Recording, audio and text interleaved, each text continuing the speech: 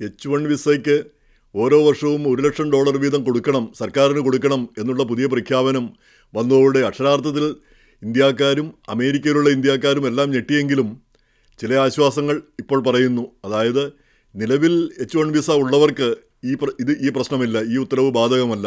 അവർക്ക് പഴയതുപോലെ തന്നെ തുടരാൻ പറ്റും. അവർ $1,00,000 വീതം കൊടുക്കേണ്ട എന്നാണ് ഇപ്പോൾ പറയുന്നത്. അത് വാർത്താ ഏജൻസികൾ റിപ്പോർട്ട് ചെയ്യുന്നതാണ് സർക്കാരിൻ്റെ ഒരു വിശദീകരണമായിട്ട്. എത്ര കണ്ടത് ശരിയാണ് എന്നിനി വരുന്ന ദിവസങ്ങളിൽ നമുക്ക് മനസ്സിലാക്കാൻ പറ്റുള്ളൂ. പക്ഷേ എന്തായാലും ഈ ഇന്ത്യയിലൊക്കെ പോയ ആളുകൾ H1 വിസയിലുള്ളവർ തിരക്കിട്ട് വരേണ്ടതില്ല. ഇപ്പോൾ കമ്പനികളും ലോ ഫേംസും ഒക്കെ പറഞ്ഞത് അവരെല്ലാം നാളെ, അതായത് ഞായറാഴ്ച രാത്രിക്ക് മുമ്പ്, 12 മണിക്ക് മുമ്പ്, അത് വാസ്തവം പറഞ്ഞാൽ 21-ാം തീയതി, അപ്പോൾ 20-ാം തീയതി എന്ന് പറയുന്നത് ഇന്ന് ശനിയാഴ്ച രാത്രിയാണ്. ശനിയാഴ്ച രാത്രി കഴിഞ്ഞാൽ പിന്നെ 21-ാം തീയതിയായി. 21-ാം തീയതി മുതൽ 12 മാസത്തേക്കാണ് ഈ ഉത്തരവ് പ്രാബല്യത്തിൽ വരുന്നത്. അതിനുശേഷം അത് പുതുക്കാവുന്നതാണ്. അതാണ് ഉത്തരവിൽ പറഞ്ഞിരിക്കുന്നത്. എങ്ങനെയായാലും അതൊരു ആശ്വാസം തന്നെ. കാരണം നിലവിൽ ലക്ഷക്കണക്കിന് ആളുകളാണ് ഈ H1 വിസയിൽ വന്നിട്ട് ഗ്രീൻ കാർഡിന് അപേക്ഷിച്ചിട്ട് ആ ഗ്രീൻ കാർഡ് കിട്ടാൻ വേണ്ടി ഗ്രീൻ കാർഡ് നമ്പർ കറണ്ട് ആകാൻ വേണ്ടി കാത്തിരിക്കുന്നത്. അപ്പോൾ അവർക്കെല്ലാം ഒരു ആശ്വാസം പകരുന്നതാണ്. അതുപോലെ നാട്ടിൽ പോയവരൊന്നും പേടിക്കേണ്ടതില്ല എന്നാണ് ഈ പുതിയ റിപ്പോർട്ടുകൾ പറയുന്നത്.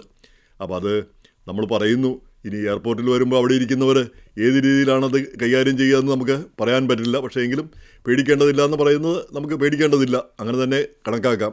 അതൊരു വലിയ ആശ്വാസം തന്നെ. നിലവിലുള്ളവർക്ക് വരുന്നില്ല എങ്കിൽ ഭാവിയിൽ വരുന്നവർക്ക് അവർ അത് അനുസരിച്ച് വേണം വരാനുള്ളത് എന്നുള്ളത് വ്യക്തമായ ഒരു കാര്യമാണല്ലോ. അപ്പോൾ ഇന്ത്യ തന്നെ പല കാര്യങ്ങളും ഇന്ത്യയിൽ തന്നെ ചെയ്യാവുന്നേ ഉള്ളൂ. ഇന്ത്യക്ക് തന്നെ ഒരു ഇമെയിൽ സിസ്റ്റം ഉണ്ടാക്കിക്കൂടെ? നമ്മുടെ റീഡിഫ് മെയിൽ, ഞാനൊക്കെ ജോലി ചെയ്തിരുന്ന സ്ഥാപനമാണ്. ആ റീഡിഫ് മെയിലായിരുന്നു ആദ്യകാലത്തുണ്ടായിരുന്നത്. എന്തുകൊണ്ട് അത് തിരിച്ചു കൊണ്ടുവന്നുകൂടാ? ആ റീഡിഫ് മെയിലൊക്കെ അത് ഇന്ത്യക്കാർ ഉപയോഗിച്ചാൽ എന്താണ് കുഴപ്പം? അപ്പോൾ അങ്ങനെയൊക്കെയുള്ള കാര്യങ്ങൾ ഇന്ത്യയിൽ തന്നെ ചെയ്യാവുന്ന, ഇന്ത്യക്ക് ഉപയോഗിക്കാവുന്ന കാര്യങ്ങൾ, ഇന്ത്യ പോലെ 1.4 ബില്യൺ ആളുകളുള്ളൊരു സ്ഥലത്ത് അത് തന്നെ ഒരു ലോകമാണ്. വാസ്തവം പറഞ്ഞാൽ അവിടെ തന്നെ ഒരു എക്കണോമിക് സിസ്റ്റം ഉണ്ടാക്കിയെടുക്കാവുന്നതേ ഉള്ളൂ. ഇത് ഒക്കെ എളുപ്പമുള്ള കാര്യമല്ല. നമുക്കറിയാം, ഈ പ്രഗത്ഭരായ ആളുകൾ അമേരിക്കയിൽ വരുമ്പോഴാണ് അവരുടെ പ്രാഗൽഭ്യം നമുക്ക് മനസ്സിലാവുന്നത്. ഇന്ത്യയിലായിരിക്കുമ്പോൾ അവർക്ക് ആ പ്രാഗൽഭ്യം തെളിയിക്കാനായിട്ട് കഴിയാതെ വരുന്നു. അവിടെയാണ് പ്രശ്നമിരിക്കുന്നത്. എന്തായാലും ഈ ഉത്തരവ്, ഈ $1,00,000 ആ ഉത്തരവ് ഇട്ടുകൊണ്ട് പ്രസിഡന്റ് പുറപ്പെടുവിച്ച ഒരു പ്രസ്താവനയുണ്ട്. വൈറ്റ് ഹൗസിൻ്റെ ആ വെബ്സൈറ്റിൽ അത് ലഭ്യമാണ്. വാസ്തവം പറഞ്ഞാൽ അത് എല്ലാവരും ഒന്ന് വായിക്കേണ്ടതാണ്. എന്തുകൊണ്ടാണ് പ്രസിഡന്റ് ഇത് ചെയ്യുന്നതെന്നുള്ളത് അത് വായിച്ചു കഴിയുമ്പോൾ അമേരിക്കക്കാർക്കെല്ലാം അത് ബോധ്യമാകും. അമേരിക്കക്കാരനാണെങ്കിൽ നമുക്കതിനോട് പൂർണ്ണമായിട്ടും അതിനോട് യോജിപ്പ് തോന്നും.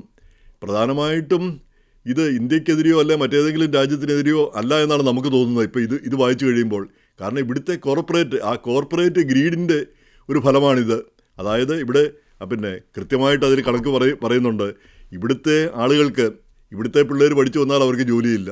കാരണം അവർ കുറഞ്ഞ ശമ്പളത്തിന് മറ്റ് സ്ഥലങ്ങളിൽ നിന്ന് H1 വിസയിൽ ആളുകളെ കൊണ്ടുവരുന്നു. അതിൻ്റെ ഒരു കണക്കൂടെ പറഞ്ഞിട്ടുണ്ട്. ഈ വിദേശത്ത് നിന്ന് ആദ്യമൊക്കെ 12 ലക്ഷം പേരായിരുന്നു ഉണ്ടായിരുന്നത്. അതിപ്പം 2019 ആയപ്പോഴത്തേക്ക് 25 ലക്ഷമായി മാറി. അതുപോലെ തന്നെ ഈ പുതിയ കുട്ടികൾക്ക് 3% അവരുടെ തൊഴിലില്ലായ്മ, അതിപ്പം 6-7% വർദ്ധിച്ചു.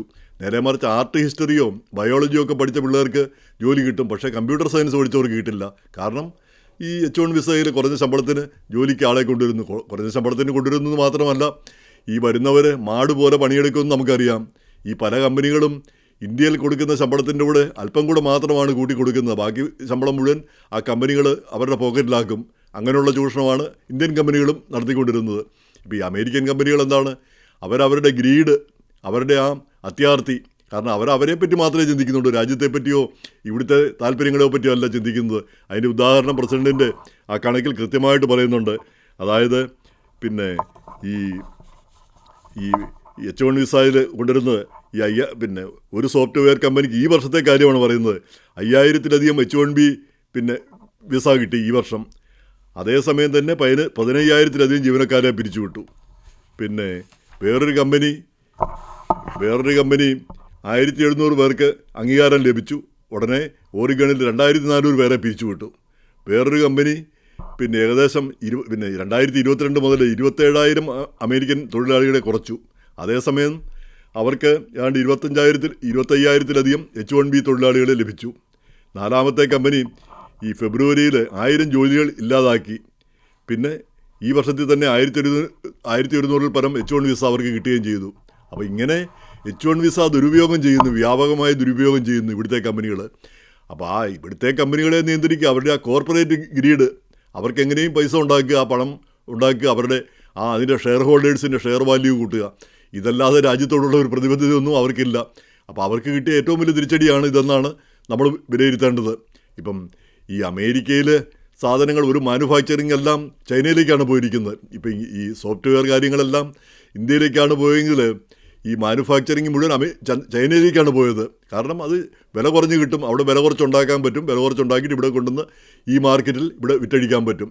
അപ്പോൾ ചുരുക്കി പറഞ്ഞാൽ അവിടെയും കോർപ്പറേറ്റ് ഗ്രീഡാണ് കാണുന്നത്. അമേരിക്കക്കാരുടെ ഗ്രീഡും ഉണ്ട്, കാരണം വില കുറച്ച് സാധനം കിട്ടണം, കുറഞ്ഞ വിലയ്ക്ക് കിട്ടണം, പിന്നെ അല്ലെ ന്യായമായ വില കൊടുക്കാൻ പറ്റില്ല.